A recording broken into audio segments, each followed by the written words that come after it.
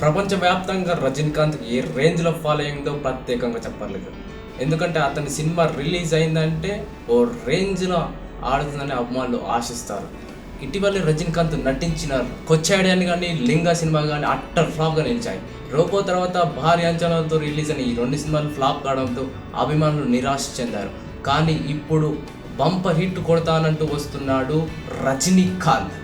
ఎందుకంటే బాహుబలి సినిమాని ఇప్పుడు ప్రేక్షకుల ముందుకు తేబోతున్నాడు. ఇటీవల ఈ సినిమాకి సంబంధించిన టీజర్ను యూట్యూబ్లో రిలీజ్ చేశారు. రిలీజ్ అయిన కొన్ని క్షణాలలోనే వేల వ్యూస్ రావడంతో రజనీకాంత్ స్టామినా ఏంటో మరోసారి ప్రూవ్ అయింది. అయితే ఈ సినిమాకి సంబంధించి ప్రీ రిలీజ్ బిజినెస్ 150 కోట్లు వసూలు చేస్తున్నారు అంచనా వేస్తున్నారు. ఇదే కనుక నిజమైతే రజనీ స్టామినా ఏంటో మరోసారి ప్రపంచానికి తెలియనుంది. అది మ్యాటర్.